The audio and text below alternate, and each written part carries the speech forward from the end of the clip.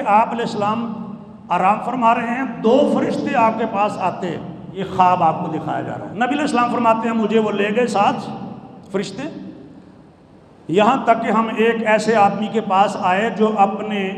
کمر کے بل لیٹا ہوا ہے اور دوسرا آدمی اس کے اوپر کھڑا ہے، اس کے پاس لوہے کے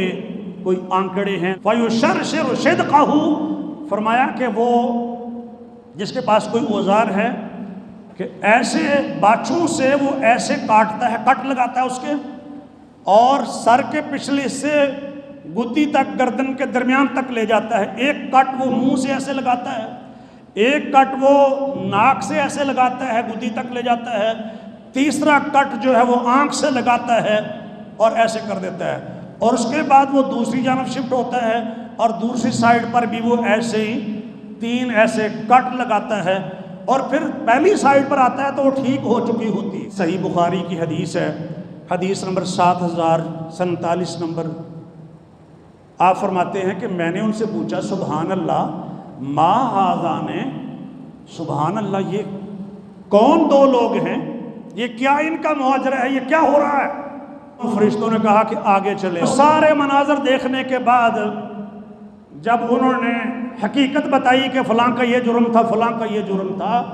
اور جس کا جرم میں نے آپ سے عرض کیا ہے کہ یہ 3 کٹ ایک طرف اور 3 ایک طرف اس کے لگائے گئے اور بار بار اس کے ساتھ یہ ہو رہا ہے، فرشتوں نے بتایا کہ وہ شخص تھا یغدو من بیتہ، صبح صبح نکلتا تھا اپنے گھر سے، فیکذب الکذب، پھر وہ جھوٹ بولتا تھا، کوئی جھوٹ بناتا تھا، تبلغ الآفاق، جو جھوٹ آفاق میں پھیل جاتا تھا، ہر طرف وہ جھوٹ پھیل جاتا تھا۔ آج کل گھر سے نکل کر جھوٹ بنانے کی ضرورت بھی اتنی نہیں رہی، اب گھر کے اندر بیٹھے ہوئے آپ کے کمرے ہیں، ڈیوائسز ہیں، یہ انٹرنیٹ ہے، سہولیات ہیں، بیٹھے رہیں، ایک ٹیم ہائر کر لیں، ان کو تنخواہ دیں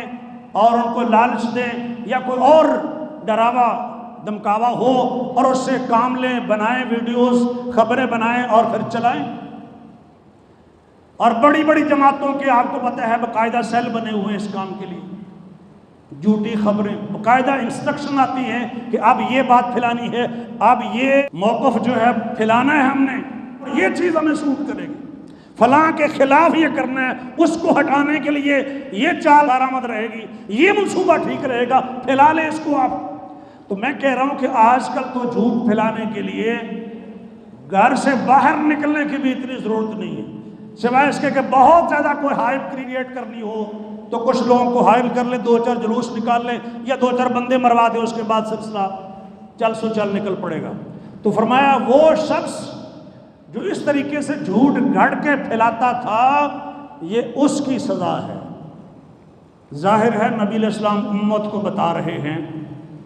تو کسی مقصد کے لیے بتا رہے ہیں، آپ نے یہ حرکت نہیں کرنی، جھوٹ کو نہیں پھیلانا، جھوٹ کو کریٹ نہیں کرنا، گاڑنا بھی نہیں ہے اور پھیلانا بھی نہیں ہے، اور کوئی نیوز آتی ہے اس کی ویریفیکیشن کے بغیر اسے آگے پھیلانا بھی نہیں ہے۔ اس کی جو حساسیت ہے کم از کم اس کو تو دیکھنا ہے کہ کون سی خبر ہے اور اس کا امپیکٹ سوسائٹی پر کیا آئے گا۔ جس طریقے سے لوگوں کے پاس، کچے ذہن والوں کے پاس یہ ٹولز ہیں، وہ کیا حشر نشر کر دیں گے اس خبر کو لے کر۔